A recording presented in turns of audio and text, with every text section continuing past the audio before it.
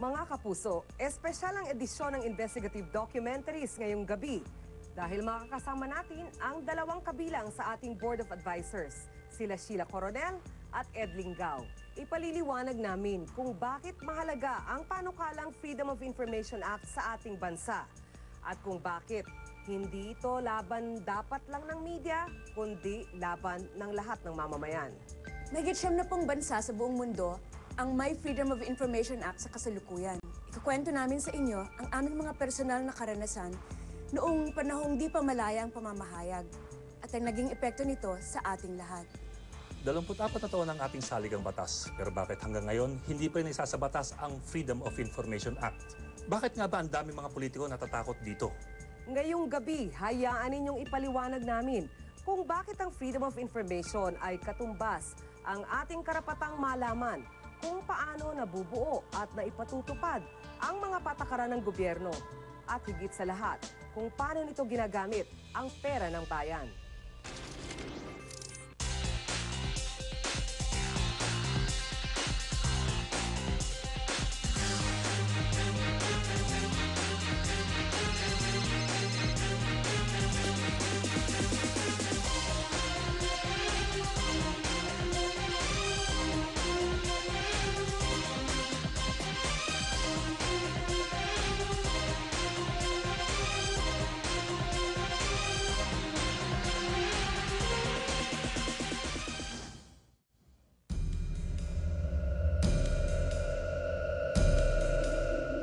They have proclaimed martial law in accordance with the powers vested in the President by the Constitution of the Philippines.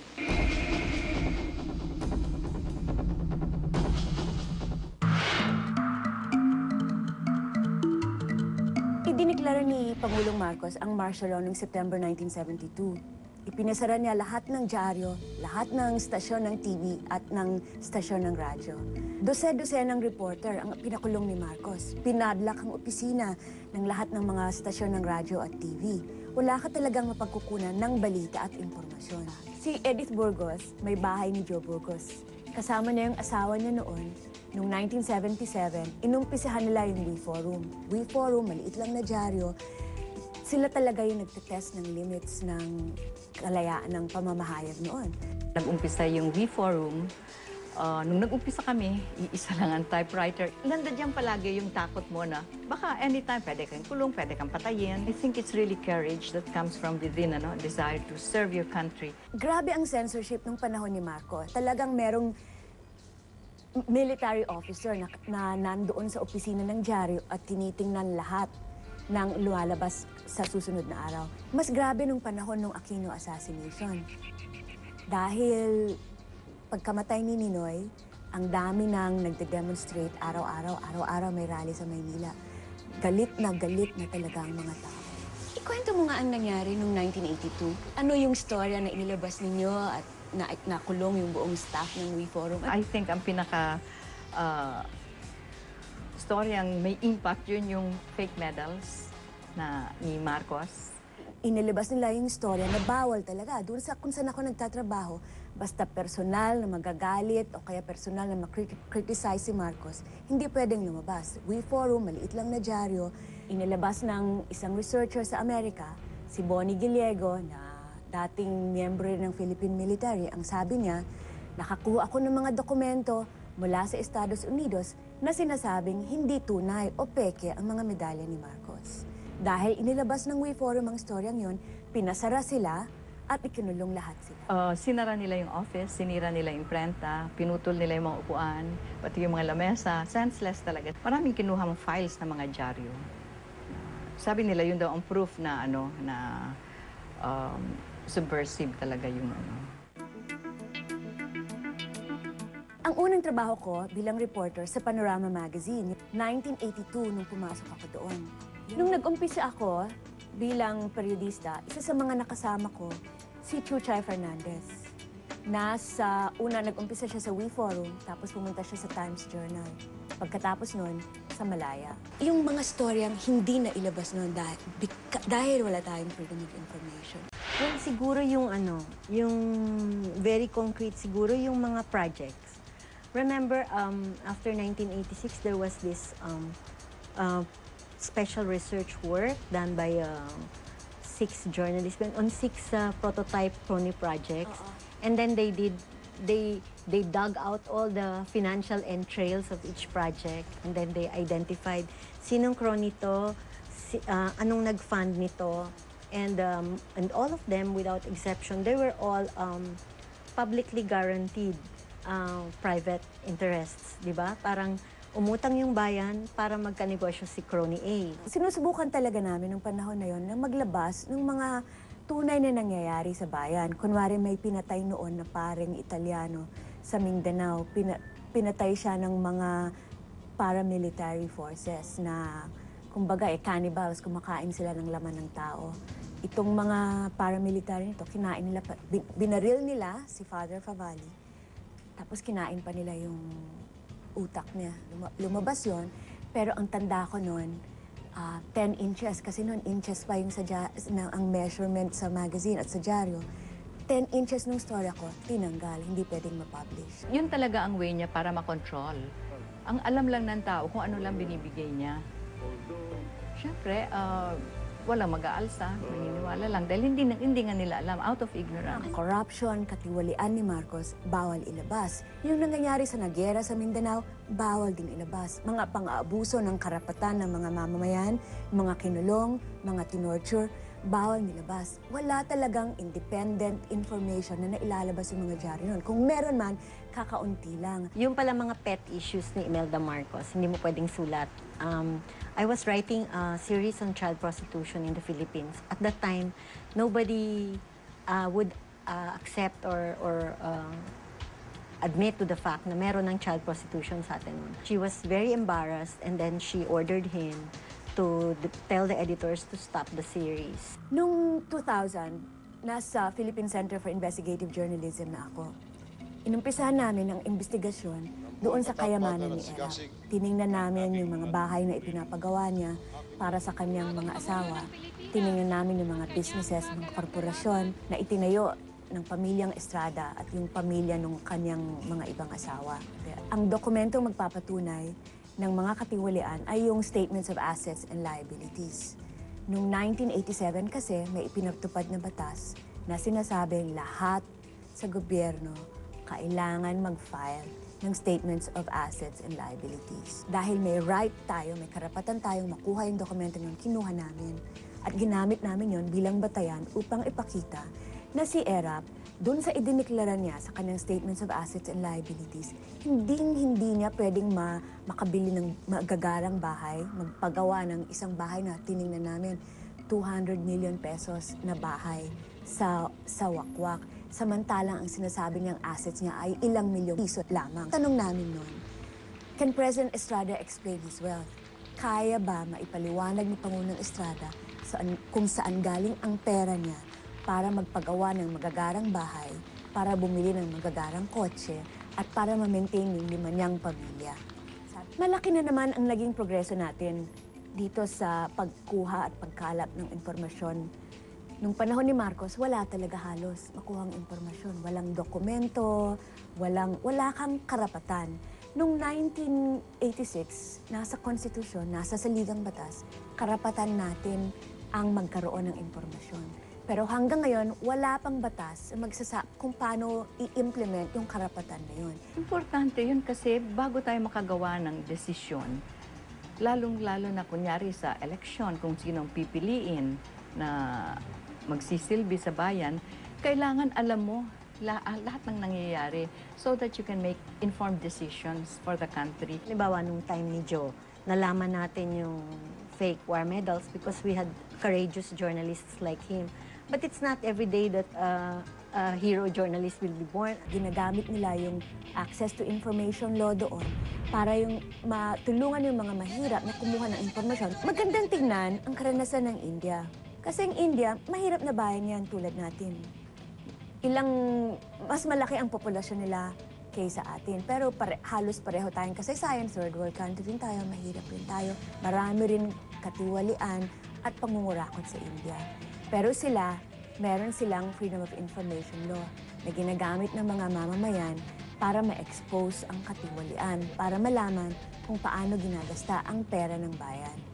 Pag meron kang right to information, pwede kang mag-request ng mga dokumento na magsasabi sa iyo kung paano nagasta yung pera na yun. Mache-check mo, tama ba ang pinuntahan, na-release nga ba, overpriced ba yung mga materyales na ginamit, napunta nga ba para sa dapat dapat puntahan yung pera. Tagamit yun ng mahirap para malaman kung yung pera na nakalaan sa kanila talaga napupunta. At kung hindi man, kung kanino, sinong ibang nakikinabang na hindi dapat makinabang.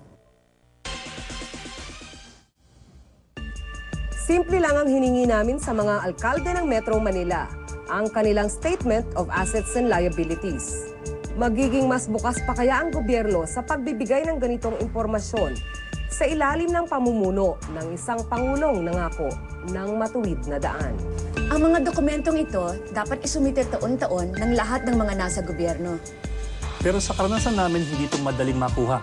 Dadaan ka sa butas ng karayom bago mo ito mahawakan. Inalam namin kung handa ang ilang local officials na magbigay ng impormasyon na ayon na rin sa batas, dapat ay bukas sa publiko. Nagpadala kami ng mga liham sa 17 lokal na pamahalaan sa Metro Manila para humingi ng kopya ng personal data sheet at statement of assets, liabilities and net worth ng mga opisyal. Hi, hello. Good afternoon. Nice ko lang po sana mag-follow up regarding po sa paghingi ng kopya ng SALN at saka personal data sheets po ng Mayor, Vice Mayor at Councilors.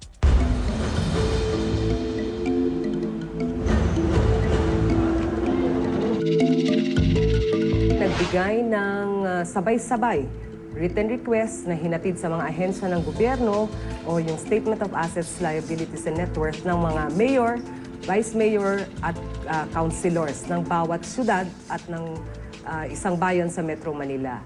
Hello, magandang umaga. Hingi na po sana ako ng follow-up tungkol po dun sa SALN request na sinend po namin through fax.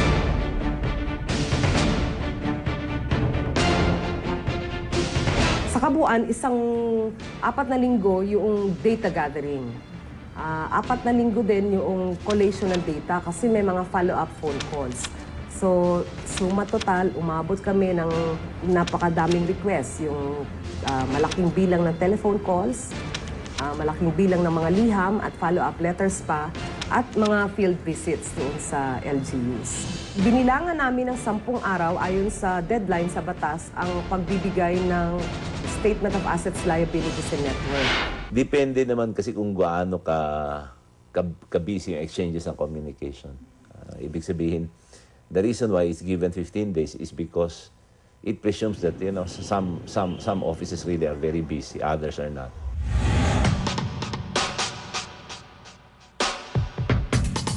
Matapos ang 10 working days, 2 LGU lang ang nagbigay ng kumpletong personal data sheet at SALN ng local officials, habang 2 LGU ang nagbigay ng hindi kumpletong dokumento ng kanilang local officials.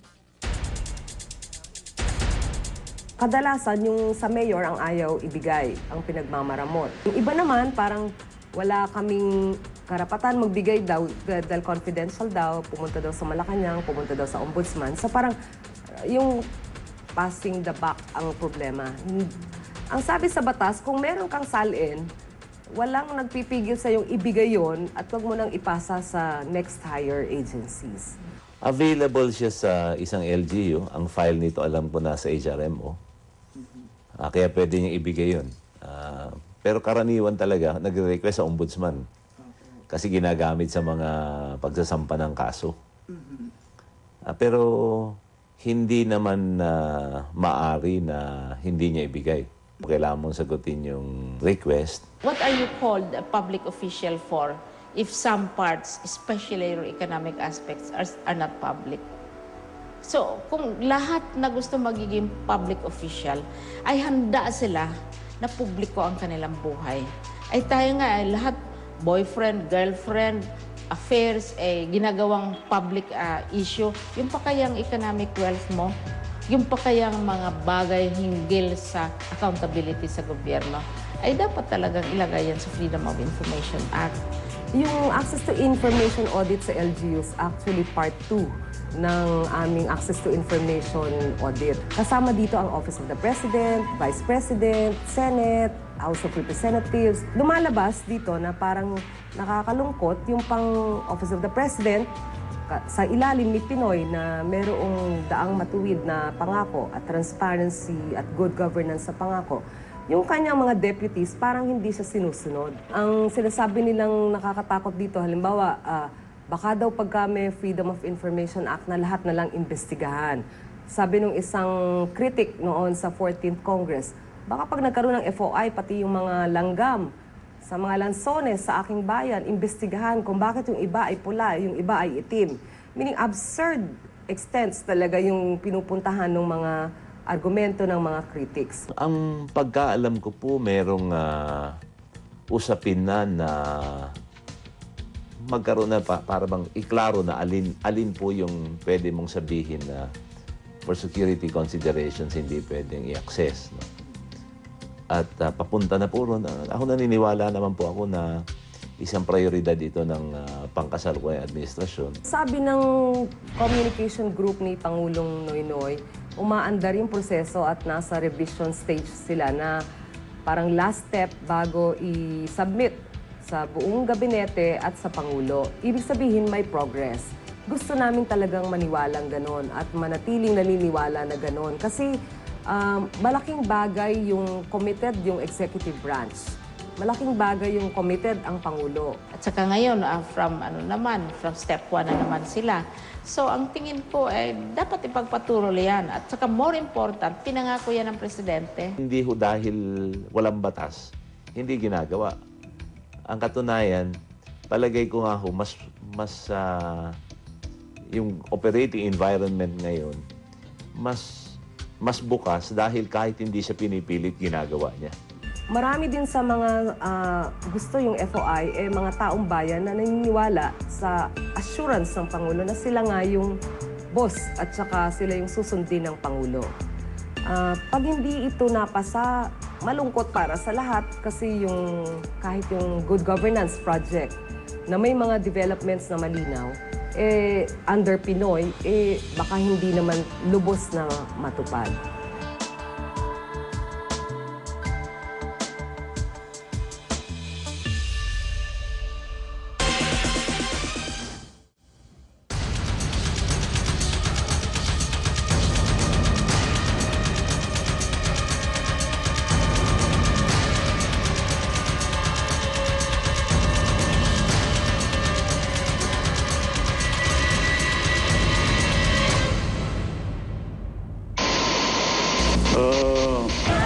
They would eliminate Aquino. Corazon Juanco Aquino. Ang Pangulo ng Pilipinas. Ang buong katapatan na Conscientiously fulfill bilang Pangulo ng Pilipinas. Matagal na natin ipinaglalaban ang karapatan sa impormasyon. Marami na tayong napanalunan, pero marami pa tayong kailangan gawin. Yung mga journalists at iba pang mamamayan na nauna pa sa akin, nung panahon pa ni Marcos o bago pa si Marcos, pinaglalaban na nila yan. In some ways, you lose allies along the way. You gain some allies kasi there is nothing more difficult than some political allies suddenly realizing na pag ikaw nakaupo na sa poder, marami palang restriction na kailangan ipataw. Hindi pala basta-basta pwedeng ibigay ang impormasyon. Hindi pala basta-basta pwedeng halina at makaalam at makialam. The bill that failed to pass in the last Congress has been refiled. Medyo mahirap dahil parang medyo test of wills Kumbaga, tagisan to ng pasensya, tagisan to ng tiyaga. Kung talagang bibigay ka, siguro walang mangyayari.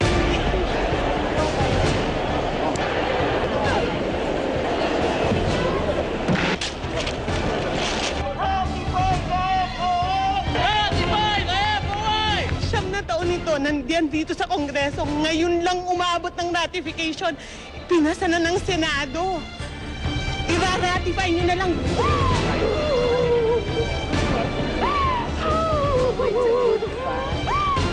Kung walang FOI, dadami ang corrupt, dadami ang mahirap. Now more than ever, we need an FOI law. First, to provide uniform and definite procedures for dealing with requests for information, to clearly define exceptions, to secure for us effective remedies in cases of denial of access, to require the disclosure of important government transactions without need of request, and to impose criminal and administrative sanctions for violation of our right to information. Mahalaga ang freedom of information para hindi lang para sa mga gaya namin na mga reporter na kumukuha ng impormasyon. Mahalaga rin ito para sa ordinaryong mamamayan, lalong-lalo na para sa mga mahihirap. Malaking problema ng media is getting the public to realize na hindi lang ito laban ng media. How often do we need to get the SAL-ins? Once a year. What about you as a public? How often do you need to know kung kumukurakot ba si Mayor, si Congressman ba, saan napupunta yung pork barrel, si Barangay Captain ba, magkano yung proyektong yan? Pera mo yan eh. Hindi mo lang naiisip. Kunwari, sasabihin ng gobyerno na naggawa na namin yung kalye dyan, nailabas, tapos na yan, nailabas na namin ng pera. Pero ang ginagawa nila, kumukuha sila ng dokumento para sabihin, magkano ba? Saan napunta yan? So matitrace nila yung katiwalian, makikita nila kung yung pangako o yung dapat mapunta sa kanila, napupunta nga sa kanila. Habang walang batas, walang uniform na procedures, klarong exceptions, kung ano yung mga hindi pwedeng ibigay sa mga taong bayan dahil may public interest na itago at manatiling sikreto.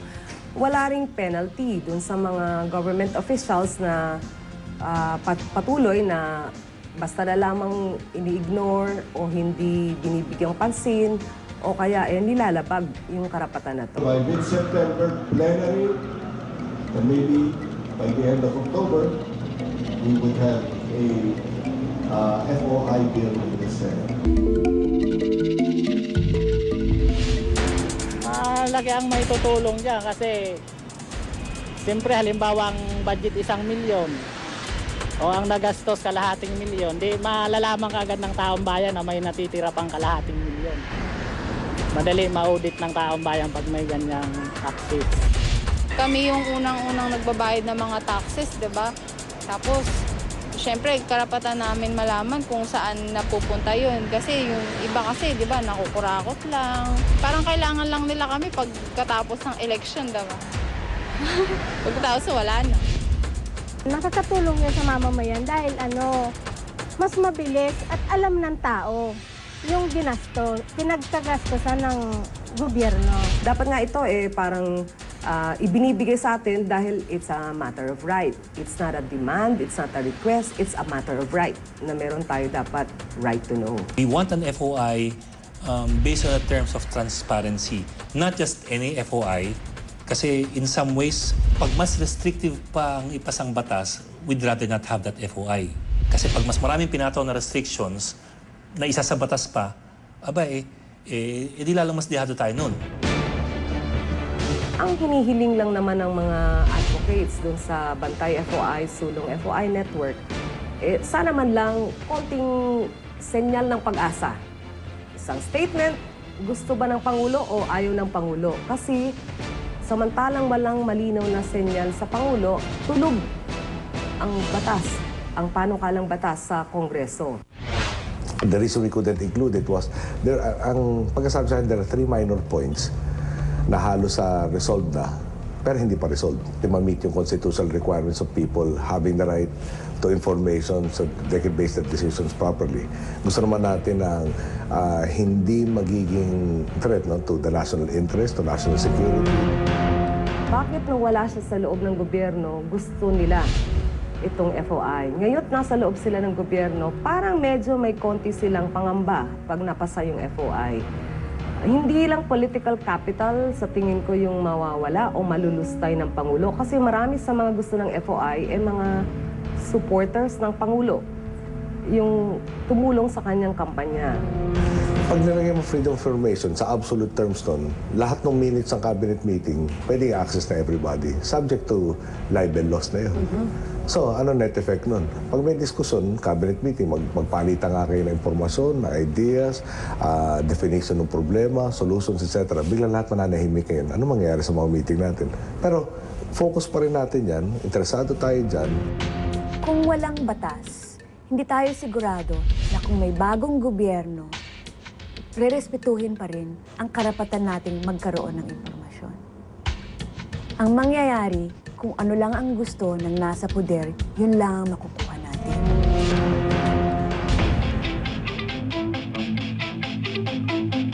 Pwede silang sumali sa mga online communities, magpahayag ng kanilang komentaryo sa mga Twitter, Facebook, at mga online media accounts. Pwede silang magsulat sa kanilang mga mambabatas na I am for FOI, bumoto ka para dyan. Ngayon, everybody has a voice, and that is good, but that is not enough. Your ability to shout, and your ability to talk, and your ability to have your voice heard is only as good as your ability to hear and your ability to see. Because your ability to hear and your ability to see will govern your ability to think, which will in turn govern your ability to talk properly and to speak out and to make sense.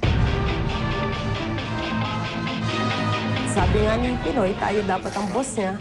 Ang boss inaalam kung mahusay yung performance ng mga empleyado. Ang boss dapat nagbibigay ng notice kung, medyo mababa yata ang performance mo ngayon. Ang boss marunong mag-fire kung hindi karapat-dapat yung empleyadong nakuha. Boss na mahusay yun ding nag-alam kung ano yung gusto niyang resulta sa trabaho ng kanyang mga hinalal sa gobyerno. Hangad namin na sa pamamagitan ng episode na ito, maunawaan ng lahat na karapatan nating magkaroon ng gobyernong bukas, tapat at walang tinatagong sikreto anumang oras. Dahil ang ID mo bilang Pilipino, nagbibigay sa iyo ng pribilehiyo at responsibilidad na maging bahagi ng direksyon ng ating bayan. Isa lang ang sigurado, kung walang freedom of information, lalong dadami ang corrupt. Patuloy na dadami ang mahirap. Magtanong, magsaliksik, linangin ang kaalaman. Kapag may pag-aabuso at katiwalian, kailangan tayong makaalam at makialam. Ako po si Sheila Coronel, advisor ng Investigative Documentaries. Kapag napagtibay ang Freedom of Information Act, tayong lahat ang higit na makikinabang dito. Kaya dapat sa labang ito, kasama lahat tayo. Ako po si Ed Lingao, advisor ng Investigative Documentaries. Ako po si Malu Mangahas at ito ang Investigative Documentaries. Karapatan mong malaman ang katotohanan.